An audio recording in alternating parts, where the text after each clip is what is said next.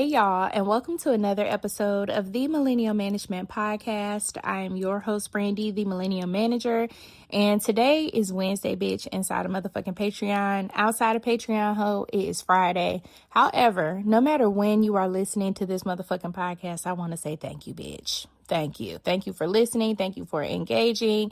And let's get into the meat of the motherfucking episode.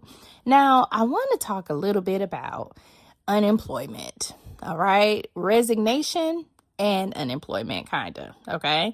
If you're not familiar with the resignation piece, go to my Instagram and you would see maybe one or two posts up a letter from the director of the National Counterterrorism Center. He resigned from his position effective immediately.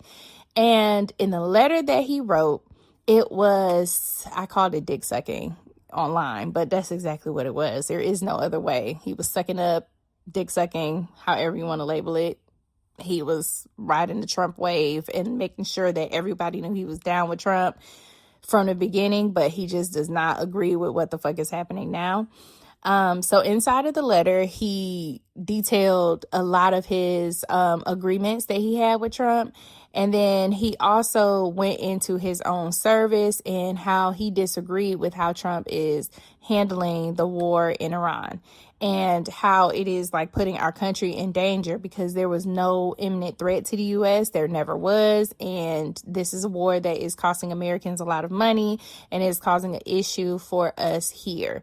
And the reason why I think that letter was probably the best written resignation letter when there's a possibility of immoral behavior happening, unethical behavior happening.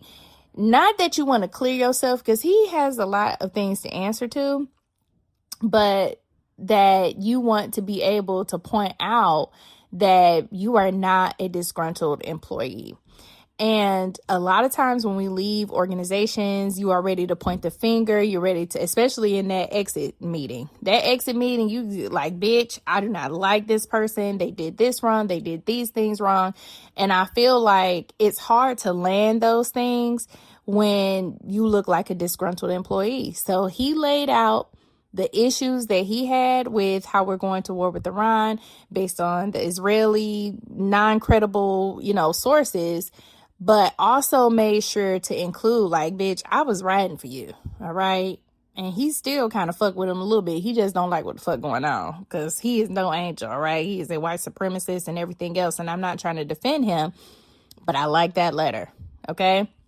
And it kind of, makes you think like, okay, when we write resignation letters, what should we really be saying? Especially if there are some concerns about ethical behavior inside of the workplace. Maybe you work for a doctor, maybe you work for an attorney, maybe you work for someone who serves the public and there are unethical things happening. You need to be able to lay it out in this letter. Also, he did include I disagreed. I vocalized that I don't agree with this. I don't like this, or that there were people who were in Trump's ear trying to steer him in the wrong direction, and they did effectively steer him in the wrong direction.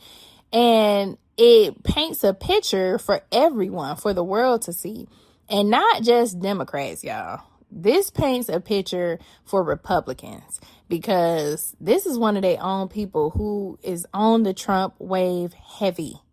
Very much a white supremacist, does not like us. No kudos, but the letter, bitch, is a damning letter. And it shows that there are other people complicit in this. So when it does come time for them to answer for all of the shit that they have done, this letter, I feel like, is going to be a focal point. I feel like the letter is going to be used in court. I think the letter is going to be an example of how easily led Trump is and how dangerous it is to our economy. And leading into that next topic with us talking about the economy, this is where the unemployment part comes in. Because right now, there are millions of people that don't have jobs, okay? Unemployment is at 4.4.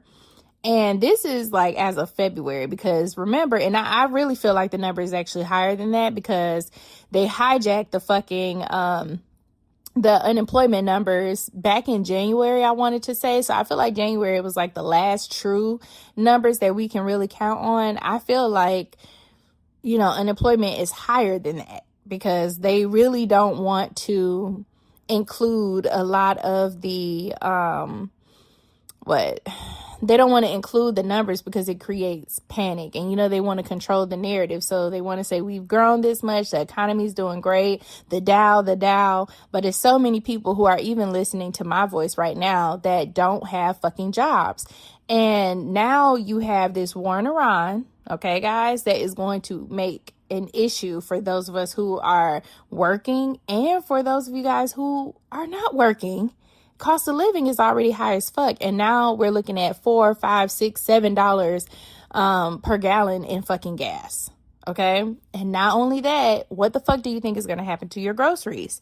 The groceries that are being hauled by these big ass semi trucks, like, it's a never ending story or cycle, and it's so dangerous to what's happening, or what is happening is so dangerous to Americans. And I don't think we realize how much politics and how we navigate in our everyday lives is connected, because it definitely affects you. If you do not think that this shit is going to affect you, you are sadly mistaken. Not to mention all those people who are employed and not getting fucking paid. Yeah, DHS. They're not collecting fucking checks. And we're seeing the biggest issue, like where everyone is seeing it, is at the airport, where now you have airline companies writing the United States government and telling them, like, bitch, pay these motherfucking people, because we can't get people on planes on time. It's causing disruption. And then you're gonna, if they're going to certain things, they're going on spring break, because we know spring break right now. You know that people are trying to fly out of the country or whatever they're trying to do. It causes a huge ripple effect in the fucking airport and wherever these people are going, which causes like a decrease in travel, which means people cannot spend money. For those who do have the money to travel, they're not able to do that. And it creates another cycle inside of the economy where people are already struggling to do what the fuck they need to do. And now you have this issue going on in the fucking airports. And that's just where we're seeing it. Like, there are so many people inside of DHS, so many organizations within DHS that are not getting fucking paid. Like, TSA is just what we can see. But I'm going to run down a quick list for you guys. Number 1, TSA. Over 50,000 agents are working without pay, causing staffing shortages and long lines at the fucking airport.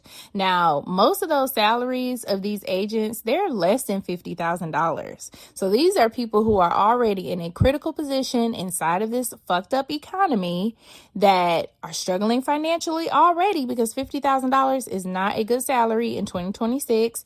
It is if you are just a single person, but it is very difficult if you are a family with one child.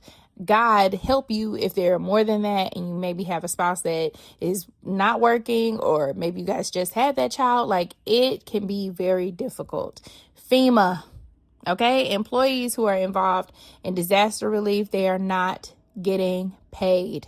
And we also have this huge fucking winter storm that is happening on the East Coast, and to where it should be kind of, mid-weather, sunny in places like Detroit, where we have had snow at least 3 times in the last week. And then the week before that, we had a fucking 73-degree day. It was 70 degrees inside the city of Detroit last week. And now with this storm, it is snowing, and it's even worse in places like New York, Massachusetts. Like, all of those areas that are on the East Coast got hit hard. So they need disaster relief, and these people are working without pay. CISA employees, okay? This is cybersecurity staff working without pay. Those who can, and we don't have the exact number of how many have been calling out. I know they did a release earlier this week that said about 300 staff members either quit or they're calling out, but I'm sure that number is much fucking larger by the numbers of people that we have seen sitting in fucking airports for hours on end, not able to get through the TSA lines.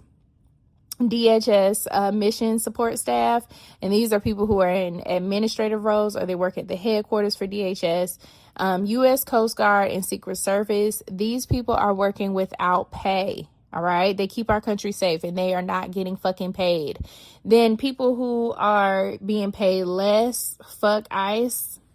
Anyway, those are some of the people who are being paid less. I really could give two shits about ICE. But anyway, the shutdown stems from a lapse in appropriation affecting a total of 260,000 employees, over 1.4 million civil federal employees overall impacted by the border shutdown. Now, or broader shutdown. The biggest issue with this bullshit is that TSA got knocked around a couple months ago. I want to say it was like November or so, maybe October, November, where they were in that long ass shutdown and those people were working throughout that shutdown and not getting fucking paid. And it's absolutely disgusting. It is disgusting, y'all. Okay? Not to mention how much money we spend on this fucking war in 1 week, and some of these agencies could be funded for the entire fiscal year.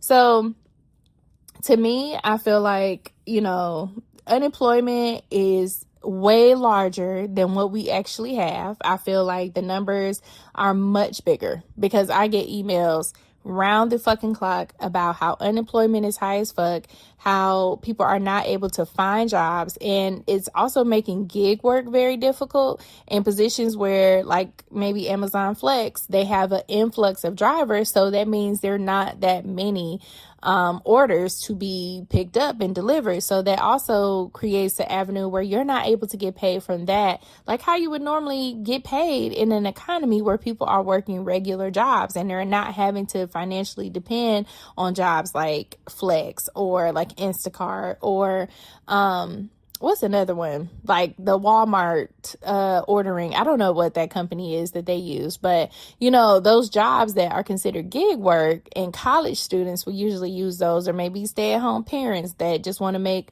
like money on the side. It's making it hard for those people to even pick up gig work. Okay, jobs like McDonald's and Jimmy John's and all of these jobs that would be usually reserved for high school students or people who are, in between classes in college, they are not able to get these type of fucking jobs because it's people like me who are 36. They can't find work. Like, well, not me because I work, guys. I don't want to paint that picture, but you know what I'm saying. They're my age group who should be able to find a job and work in these positions, and they can't.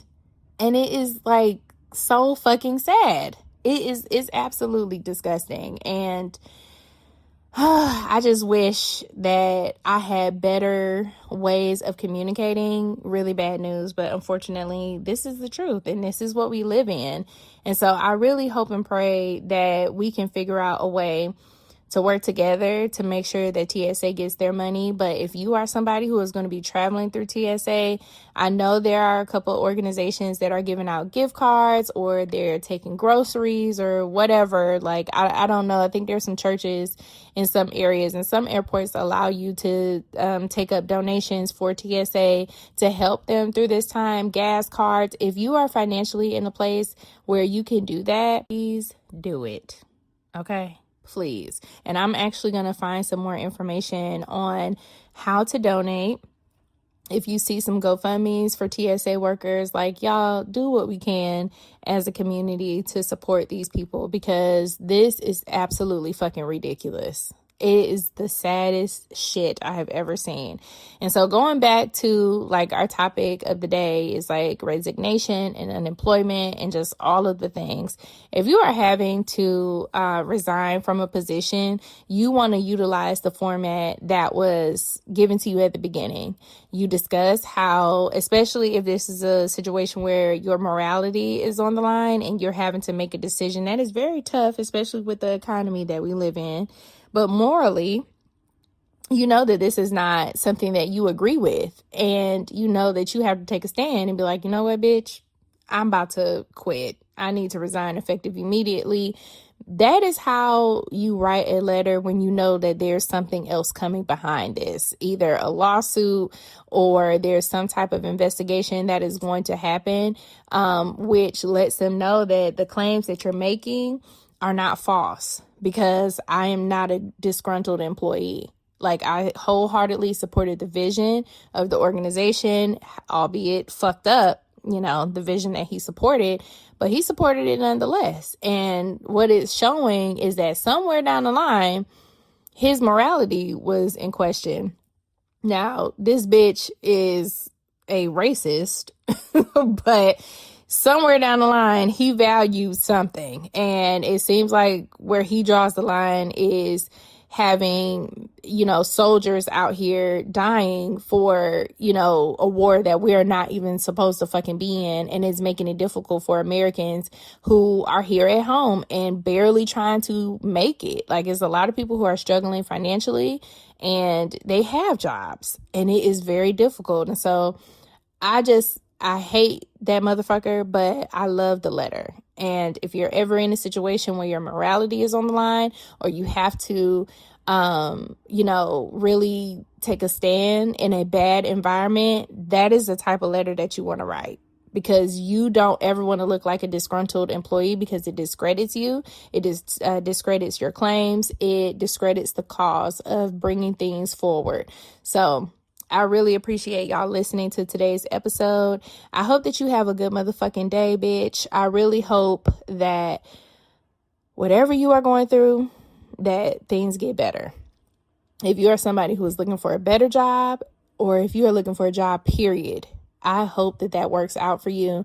If you are someone who is just really frustrated and overwhelmed, and the environment that exists right now is just too much for you, please go and talk to your therapist, girl.